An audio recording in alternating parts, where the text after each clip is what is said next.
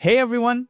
Before we begin our episode today, I just want to tell you a little bit about the upcoming Imperial Sports Knee Meeting Conference happening on the 14th of January 2026 in the heart of London at the Royal Society of Medicine.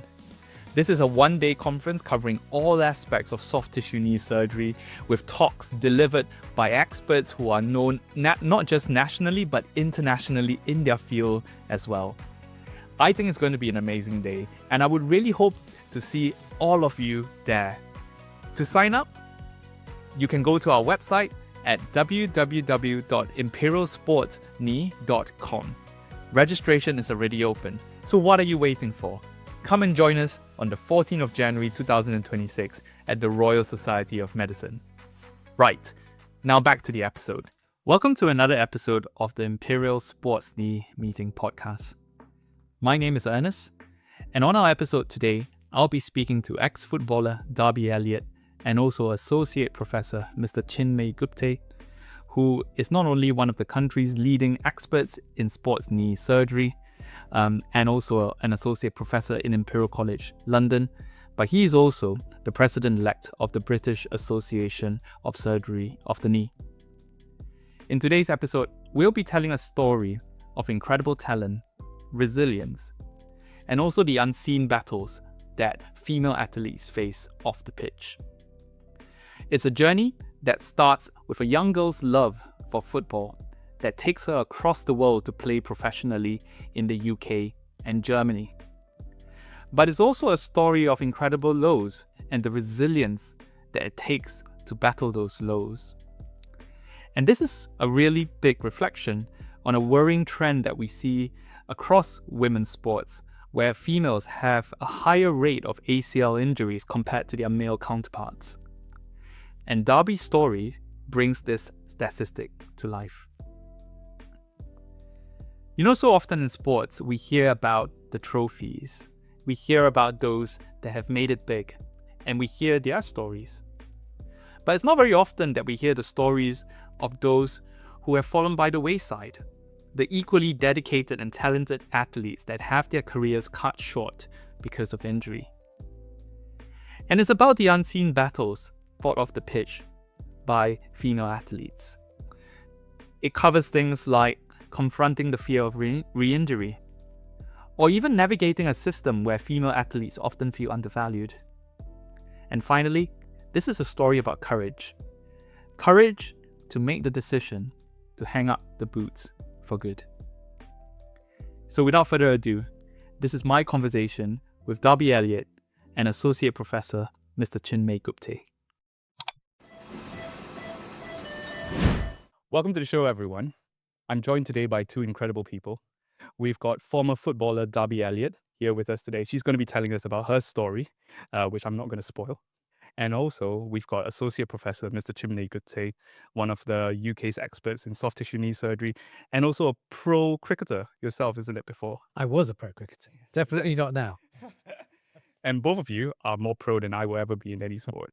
But I just want to get the conversation going because I think we've got a really great conversation that we can expound on today. And I'm going to start with you, Darby. Can you tell us a little bit about yourself and your career from Australia all the way to Europe for football? Yeah, so I was born in Australia, grew up in Australia, had a very active childhood playing, tennis, swimming, AFL, soccer. And when I was about 10 years old, decided to focus on soccer. I got the opportunity to go and trial with a girls' development squad, which was under 12s at the time. Went there, trialed, didn't actually get selected, but one of the coaches brought me in as sort of a train-on. So I went and trained with them for a few months, and then when the next season started, trialed again and got in.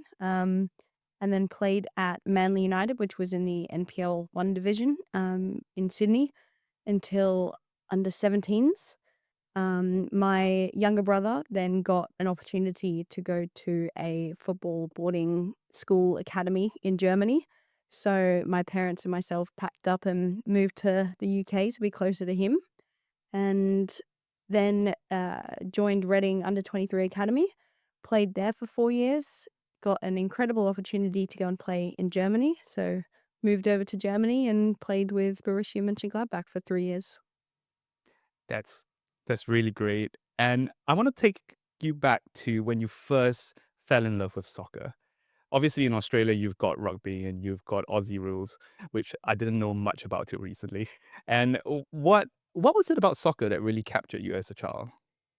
I think it was just, I played it in the playground every lunchtime with mates. It was such a team sport. It was always good fun. And, one of the reasons why I chose soccer over swimming is, swimming every single time, it's exactly the same when you get in the pool.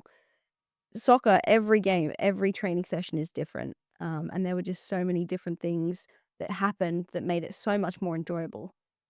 So I kept playing. Yeah. And you played for Manly United when you were 11 till you were 16. And when we were having this chat separately, you were describing that the team environment was there and your friends were so key in kind of pushing you forward and taking soccer as almost like a career for you, right? And can you just tell us, what was that period of life like for you where everything was like possible, I guess? It was brilliant. It was so much fun. We trained 3 times a week as a team. We had games once a week. The club environment and the team environment we were all a family. Everyone knew everyone. I grew up with these girls. We were family friends. It was just such a good club environment. And I think, especially as a young girl, having that support and having that sort of sense of friends and family was so, so useful. And you then made this big move to the UK and you joined Reading FC. And just for our international listeners, Reading FC is not some kind of like football club in a sleepy part of the UK, right? It's like one of the top clubs in the UK. Back in 2018 when I was there, we were in the Premier League. Yeah, Yeah. exactly. And you know, how was that time like for you? I mean, was it like a huge shift? Was it anything different from Australia? It was a huge shift. The biggest difference that I noticed straight away was the speed of the football game. The trainings were quicker, the games were quicker. You had to think quicker, you had to be sharper. Um, and I remember going home from some of the first training sessions and, my parents would be like, "How was that?" I was like, "So much fun." It was quick, it was stressful, but I know I can play at this speed. I know I could do it. And I think having that sort of difference that I knew I could get into, and that I could be better and play better was really cool. And, we played against Arsenal, Chelsea, Man City, Liverpool, all the big clubs. Um, and in a way that encouraged me even more because, you're playing at the highest level. Um, so I always, always wanted to be better. And it was one point that you were, is it top 11 or something in the country as a player? Yeah. You know? Yeah, I think it was, in 2019, just before my first injury, they ranked us based on minutes played, goals scored, stats, and yeah, I was 11th in the country. And that's incredibly impressive. But you've now hinted at that injury that's coming, and I want to kind of take you to that if that's okay. That was in 2019, Yeah. wasn't it?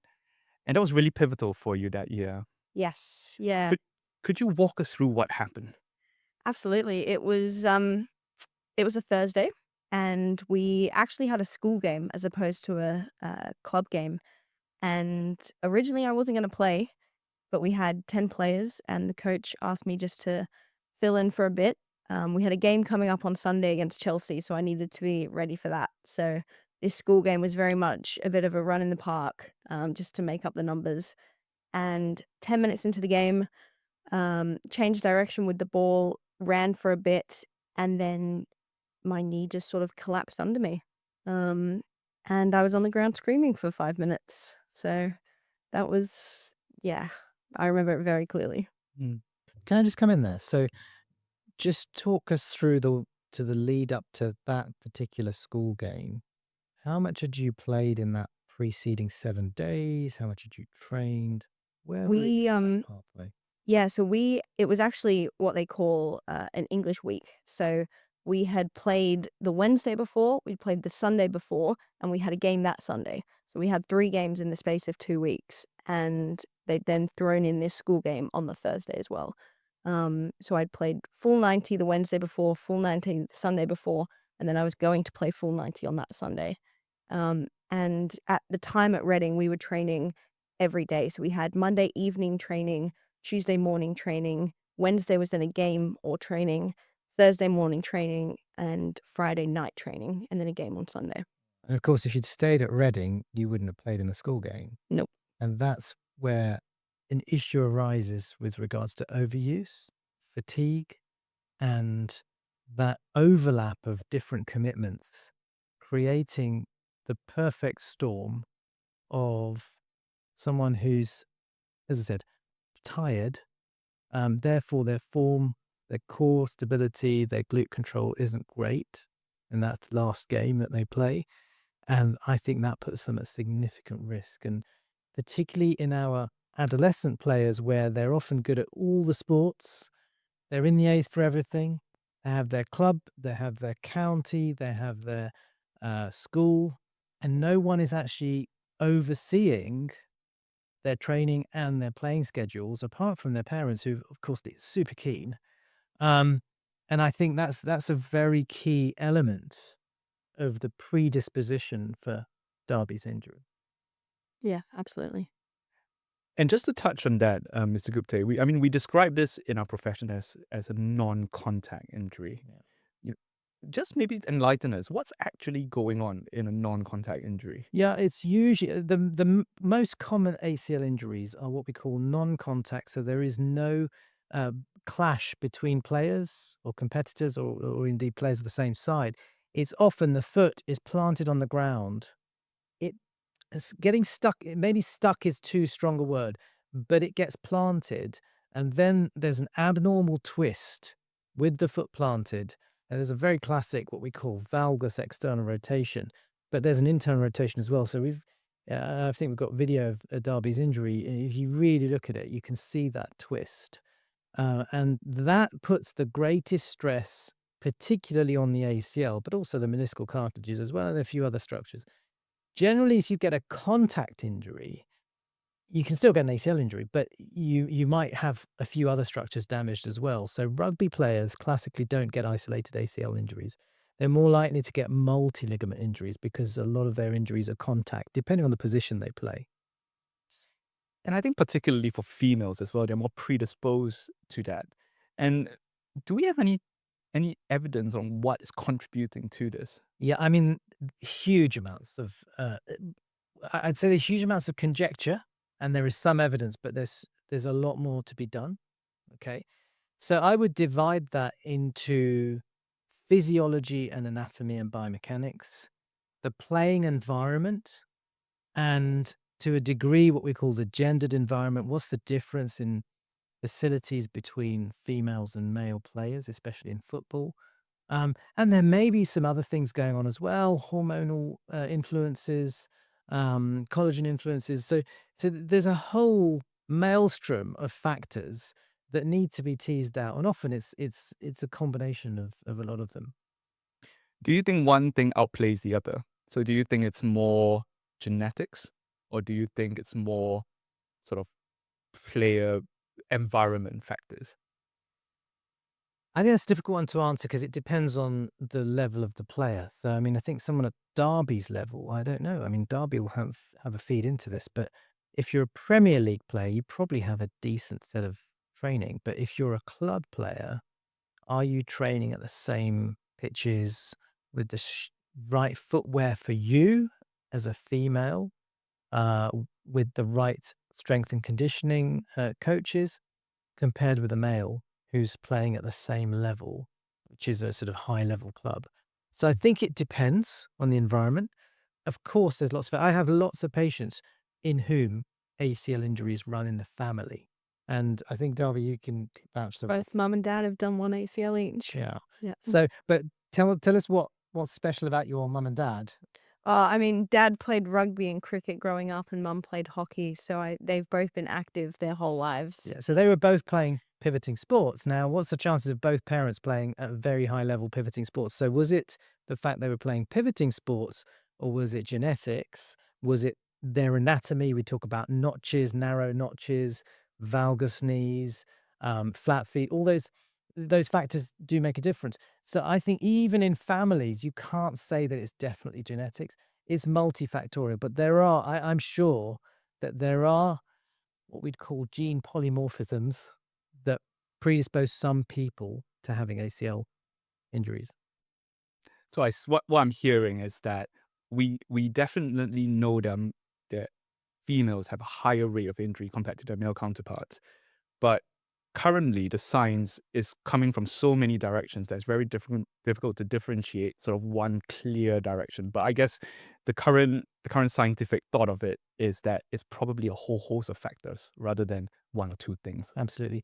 I mean, Darby, we're doing a little bit of research on this at the moment. What's the multiple of female injuries versus male? It's currently women are 2 to 8 times more likely to tear their ACL than male athletes, which is just insane. And especially now, as more women are playing sport at a higher level, it's more competitive. The numbers are increasing exponentially. And that's a very worrying trend, Yes. Yep. which I think we will get onto a little bit later as well about some of the things that we can do to help to increase awareness of this. But Darby, if I want to come back to you, so you've done your ACL 2019 and you then had it reconstructed, correct? And just so that for the audience, do you know what graft your surgeon used? I had a hamstring graft. Okay. And do you have an LET? No. No LET. And how was the rehabilitation like for you during that time? It was interesting. I had full support from the Reading physio team, which was incredible. They gave me a day-to-day plan to get back into it. Hit milestones of running at 3 months, training at 6 months, playing at 9 months. But it was tough. I mean, especially, we'll go into it more, but for my first one, it was very much everyone else had done ACLs. They'd, come back from them. So in my head, I was, people have done this. They've come back from this. They've played professional again. Absolutely no worries. It's tedious. It's a long time, but I can 100% do it. And during that time, was there anything that say an orthopedic surgeon has said to you that would have, either done it well or they didn't do it well? Was there anything that really encouraged you during that time, or you could think that we could have done better? My surgeon, Nev Davies, was incredible. I saw him after the surgery. I saw him for a 2-week checkup, 3-month checkup, 6-month checkup, and 9-month checkup. And, having him at 3 months and 6 months and 9 months test my ACL in clinic and, move it this way and that way and say it's stable, it's not going anywhere, was really, really helpful. And I think it definitely helped the nerves and helped sort of the fear of re-injury. Can I just come in there? I mean, when we talk about professional sports people, and I had actually many finger injuries when I was playing cricket, you can't underestimate the devastation of an injury that puts you out of playing at that level for months, if not a year. The sensation of, first of all, I was playing so well and now I'm going to lose my place in the side. Who's going to take it? Will I ever come back? Will I be as strong when I come back? What will happen to my knee when I start playing?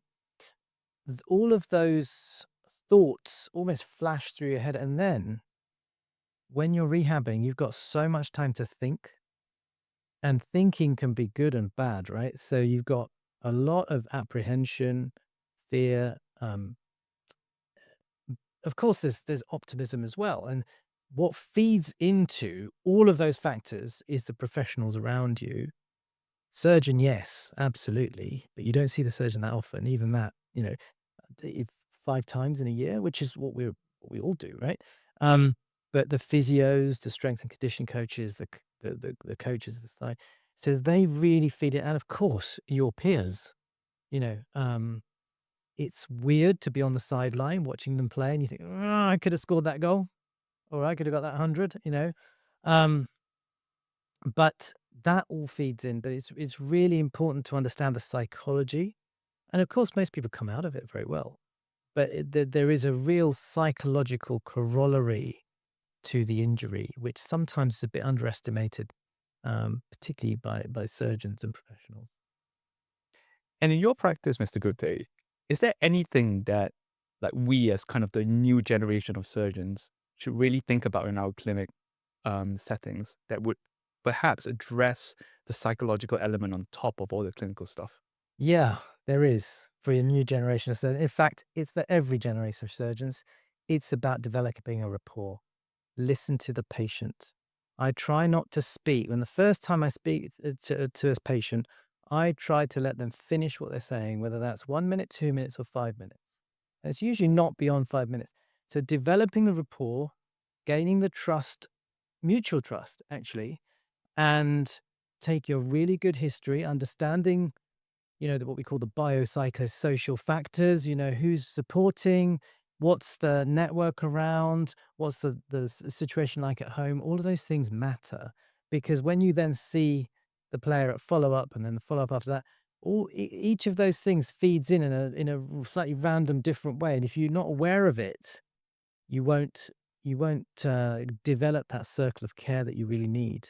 And the other thing is, you need good communication between professionals. So I'm always, I've spoken to 3 physios this morning about my patients who, you had some questions about them. So it's really important to speak to professionals and not just write a letter. So, and it's definitely, you do not want to have a God complex. You don't want to think I'm the man and everyone else is here to serve me. It's almost exactly the opposite. I think we are all at risk of that, especially as orthopedic surgeons. Um, and I want to come back to you, Darby. Just talking about that psychological element. Just if you wouldn't mind me just diving a little bit deeper into that. I think in a separate conversation where we had, we talked a little bit about this fear of re-injury. I think particularly in football, that's harsh, isn't it? When you meet someone for a challenge, if you were confident in your knees and there was no issue, you would challenge them right on. But now you've injured yourself once, you're thinking twice about it, and that makes you less aggressive. You know, how would you say that that was the main thing that impacted you psychologically, or were there other things as well? I think it was definitely one of the main things that impacted me psychologically. The more nervous you are about going into a tackle, the less you go into a tackle, the weaker you go into the tackle. And that actually puts you at a higher risk of injury.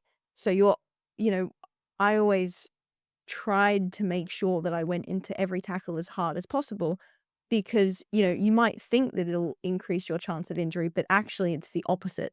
The harder you meet someone in a challenge, the more likely you are to come out okay at the other end. And I just add to that. So I know a few of our viewers will be in India, and I had a lot of finger injuries catching. Exactly the same. If you catch tentatively, oh, it's going to hurt me. The ball's going to hit the end of your fingers. If you catch with confidence, let the ball hit the middle of your hand. It's much more likely that you'll A, make the catch, and B, reduce the chances of re-injury. So it's not just about the knee. You've got to have the confidence in any sport to fully commit to whatever action you're doing. And actually that reduces your chance of re-injury. And that's something that I've never really appreciated till I've had that chat with you, Darby. So that was really insightful for me. And if I move on now, so you rehabbed, you went back, and then this was the point that you were in Germany. Is that correct? No, I was still in England. You're still in England. Yeah. Okay. And when did you go to Germany then? So what that second part of your So I rehabbed from my first ACL, and it was then sort of coming up to 10 months post-op, and COVID had just started to hit. So we weren't playing any games, but we were still training every single day. And it was at the end of a training, and one of my teammates and I we had a break before going to class, so we thought we'd do a little bit of crossing and finishing. and my teammate put a cross in, and I went to lunge for it to shoot, and my left foot planted, and my knee just collapsed under me again. And I knew straight away that I'd torn my ACL. Um, it was a complete gut instinct. It was so different to the first one. This one didn't really hurt. I mean, there was a bit of a sharp pain, but otherwise it was completely okay. I could walk, I could run. It felt unstable, which is also how I knew it was ACL. But I could straight line stuff was absolutely fine. And I asked my physio if I could get an MRI just for peace of mind. And she gave me a call about 5 hours after the MRI and said that it showed a full tear in the ACL. And how do you take that news? That was rough. Having just recovered from one ACL, I remember being in the living room with my mum and dad, and the physio called, and I mean, I knew it was going to be an ACL. And I just remember the physio mentioning it, and I just, at that time I was like, don't cry, don't cry, don't cry. Just, stay on the phone for a bit. You can cry once you hang up. And, I don't remember any of the rest of the conversation. Um, Hung up the phone, and I just remember I just broke down. Having just gone through 9 months of rehab, my first thought was, I cannot go through what I've just gone through again. That was the longest 9 months of my life. There's no way I can do it again. And you've mentioned your family there. I know they were really important to you. And I think when we had a separate conversation, you told me that your dad and your mom were all in tears, and the family was all around you. And if you wouldn't mind me just diving into that for a little bit, your family were this real sort of foundational support for you throughout that time, isn't it? Yeah. And in this period of time, how crucial were they in being your pillars? They were so crucial. Even my brother in Germany was supportive with everything he did. But living with mum and dad they had a way of turning every negative into a positive. Every little checkpoint through the rehab was this huge milestone. I learned to walk again, and that was a huge milestone. I went to the gym for the first time. That was a huge milestone. And I think by turning everything that I looked at as, oh, I'm going through this again for the second time, it's only the beginning, they turned it into a positive. And that really, really helped psychologically as well. I think those small wins, recognizing them, celebrating them with people around you, that's what keeps you going during that 9-12 months. Otherwise, it's like climbing a mountain, right? You're at the bottom of this mountain, and you've got this peak 4,000, 5,000 feet up, and you're still, only 500 feet up. Now you're 1,000 feet up. And if you don't look down to see how much you've made progress-wise, and you're only looking up, it's disheartening. So I think what Darby says there of celebrating those milestones, understanding, well, I'm here today, but 2 months ago I was there. Look at the progress I've made is really, really important. Going back to the psychology of it all. And that whole process for you, I mean, just hearing it, I mean, this sounds so tough. And in football and in competitive sports, there's always this thing about being left behind, isn't it? You see all your peers and your friends just move forward, and you think that, all right, I've been through 1 year, I can catch up, and then this thing happens again. Um, how do you pick yourself up from that, Darby? Yeah, it was when I first heard that I had torn my ACL again, I was like, I cannot do this again. I'm done. And then it took me about 2 hours to go, actually, I need football in my life more than, the pain of the 9 months was. And I think once I had that mentality of I have to come back, it was a lot easier. Um, but it's tough because, you are watching your teammates train and play and get better, and you're sat on the sidelines and you can't do anything. Um, I tried to go to every single training and every single game just to be on the sidelines. I think still trying to be around the team and not isolating yourself was really helpful for me. There were definitely times that I went home after a training or game and cried because I just missed it so much. But I think in the long run, it was absolutely so positive and helpful. And if I might just direct my attention to Mr. Gupte for a moment, is there anything different you do for someone who's literally just had another ACL rupture within a year from recovering from one previously? Is there any particular challenge in that for a patient like that? Or would you say that the principles are still the same? It's a yes to both. Yeah. So I think the psychological aspect of it is really a challenge. You know, that hit that Darby's already alluded to.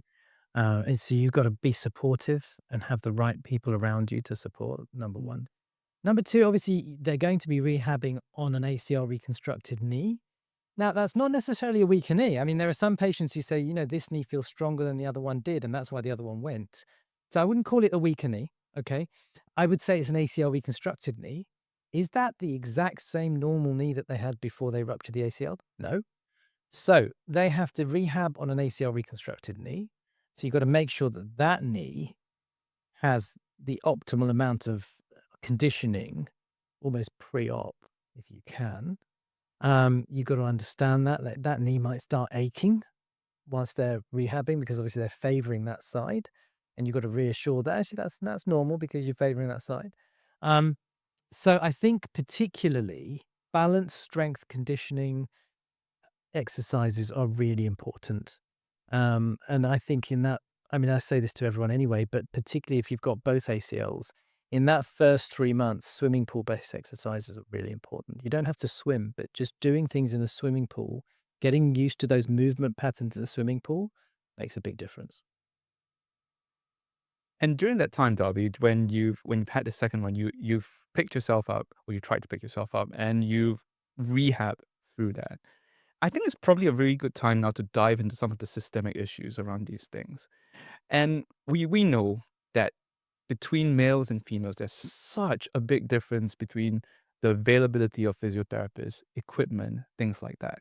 I just wanted to hear from you, Darby. What was your experience in this? Do you notice that these things were happening, that women were just not getting the optimal sort of physiotherapy or even equipment when you were rehab? Absolutely. I mean, I was at a Premier League club. The women's team were in the Premier League, and the men's team, I think, were third division. And they still got priority over the women's team. It was, from things like we trained on really bad 3G artificial pitches. If we played on a grass pitch, it was muddy, it was horrible, there were holes. Um, a lot of the equipment that we received were from the men because the men had just got new stuff. So it was almost, we were like the younger child getting all the hand-me-downs. Um, and I think it's difficult as well just because during my second ACL, it was during COVID, which meant that I wasn't seeing the physios as much as I would have liked. But I definitely think that the lack of sort of support and physiotherapist and S&C coaches played a huge difference. I mean, we even talk about things like the boots that are designed, isn't it? They're all based on men's feet. Yeah. And, I've never really thought about this, but at the same time, now it comes a lot clearer speaking to you that actually a lot of these things are not optimized for women. And I guess, Mr. Gupte, do you think that are changing? Yeah, I think things are changing, perhaps not as quickly as you'd like. Okay, so let me allude to why things are changing. First of all, there is a need. Okay, this is not Darby making up, some kind of equality measure. There is a need. We have this many hundreds, maybe thousands of women, girls injuring their ACLs. They need, first of all, injury prevention, but secondly, the right surgery at the right time with the right person, and then the right rehab. Okay. So there is undoubtedly a need that's not there. Number one. Number two, we do now have, we've got a national women's ACL group consisting of surgeons, physiotherapists, psychologists, patients' parents. We're hoping to get some politicians involved because we need funding from the government to look at all these aspects that we've talked about. So, and now we've got a cohesive group, we can distribute labor. So if, for example, Imperial's great at biomechanics and, surgical research, we'll do it here. If another university is great at the psychology, we'll do something there. So we can distribute that labor according to the expertise that we've got, but we all come together. No one's working in silos. We're not duplicating work. We're not competing. So I think that's really important. What we do need is we need some funding, government support. We need universities to understand this issue. So there's still a lot more work to be done. But hopefully with a momentum from both specialists, but even much more importantly, people like Darby, who've actually been through the whole process, that makes a really big difference. And I think that's so key that, professionals are coming together to recognize this issue. And just from a very small part from me, for the FRCS, if you see a STEM female footballer fall, it's always ACL rupture now. Like that's the Okay. thing that's drilled into us now as well. So it's even at my level, it's coming down, and we're Yeah. really feeling that. And I want to come back to you, Darby, with your story. So second ACL, you rehab from there. This is the point where you go to Germany. Is that Yes. correct? Yeah. And I can never pronounce the name of this club, so you have to do it for me. I went over to Germany. I lived in Cologne, but I played for Borussia Mönchengladnach. And tell us a bit about that path there. What happened during that time when you were there? It was interesting. I'd moved country. I was learning a new language, never spoken German before in my life. I was learning German. I had to make friends with teammates, which, having been at the same club for 4 years beforehand, was a completely new thing to do, especially in another language. And, moved over there, was loving it again, enjoying football, coming back from a second ACL. And then my left knee was locking up and I had limited range of movement. Something wasn't right. I was in pain after training and games. So got an MRI and there was basically a cyclops lesion, like a chunk of scar tissue that was preventing me from moving my knee. So I had to get that off. I can't even say Arthroscopically. Yep. I had to get that removed and that again, knocked out 6-8 weeks of recovery. Got back into playing again, loving it in Germany. Still playing every single week. And then in a game, basically put a cross in and the defender came through, wiped me out, and I tore my meniscus in my left knee. And you had to come back to the UK for surgery, is that correct? Or Yeah. was So for the scar tissue surgery, I came back to the UK, and then my meniscus surgery I had in Germany. and what happened after that? Oh, after the fourth surgery, I started to look at hanging up my boots. I was chatting to physios, chatting to surgeons, and they sort of, people would look at me with a sense of pity when I say, I've done both ACLs, I've had a meniscectomy. Um, and I think talking to people who were saying things, you need to start thinking about your future, you need to look after your knees for later in life, really made me actually stop and think about what I wanted to do in the future and if I wanted to keep playing football. And what was that turning point for you where you said, I'm done? It was after the meniscus injury. It was a very, very painful injury. I thought I had re-torn my ACL, but fortunately I hadn't. And I think just, the pain that I was in, that was probably the big turning point. After that injury, every training I had, there was that sense of, if I make it through this training session and I don't get injured, I'll be happy. And once you start thinking like that, yeah, it's gone. And how did your family and take this from you when you told them this? They have always been so, so supportive. It took me a long time to get to that option. There are still days that I'm here and I'm like, oh, I could pick up the boots again if I wanted to. Um, and talking to them about everything was so, so helpful. And they've always said, no matter what I do, they'll support me. So I never felt any sort of pressure to keep going or to give up or anything like that.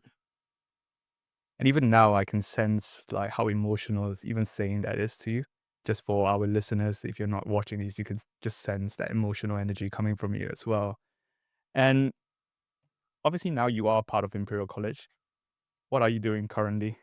Currently studying medical bioscience, but I'm going to look to do a postgrad entry medicine degree to hopefully become an orthopedic surgeon. We've definitely done something right, Mr. Gupta.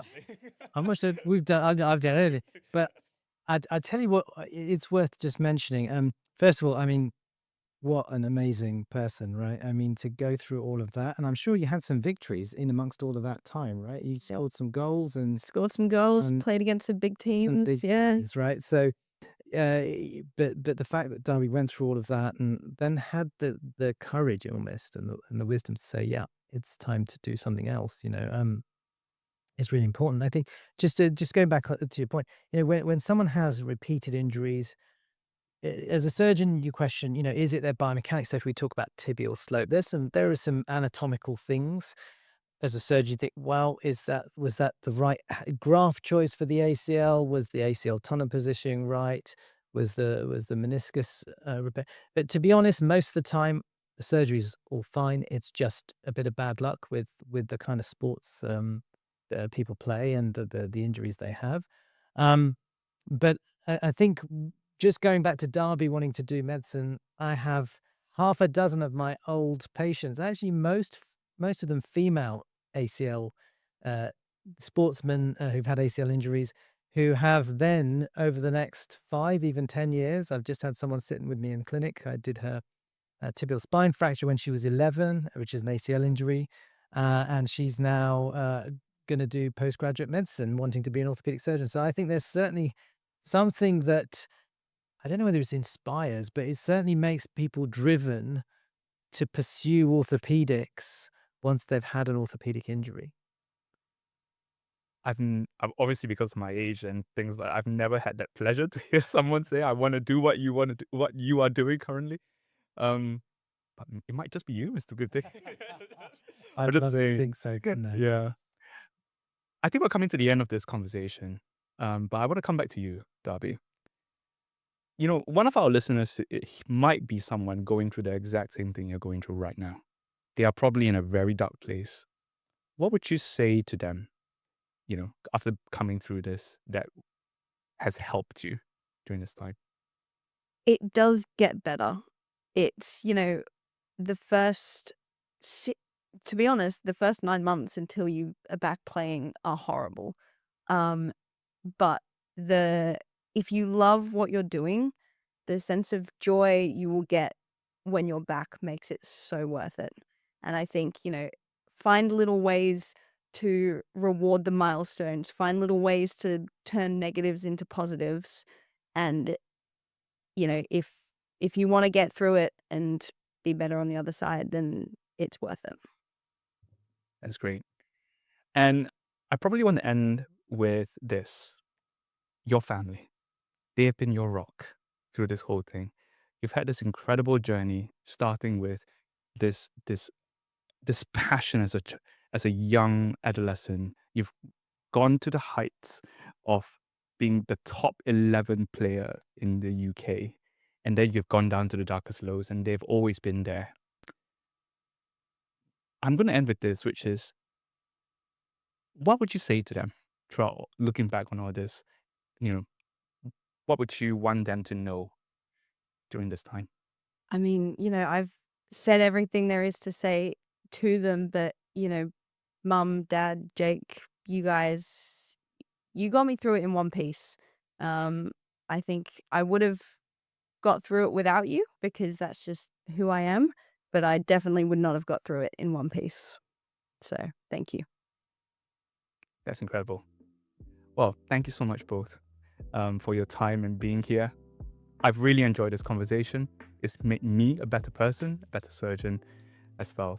So thank you, Associate Professor Chinmay Gupte. Thank you, Darby Elliott. We will see all of you soon. Thank you. Thank you. Cheers. Hey everyone, I really hope you enjoyed that episode with Darby Elliott and Associate Professor Mr. Chinmay Gupte. If you like some of the content that we put out, feel free to follow us on our social media channels on Instagram, YouTube, Facebook, and even TikTok at Imperial Sports Knee. And don't forget our upcoming conference on the 14th of January 2026 in the heart of London at the Royal Society of Medicine. Registration is already open, so head down to www.imperialsportsknee.com to register today. And we'll see you next time.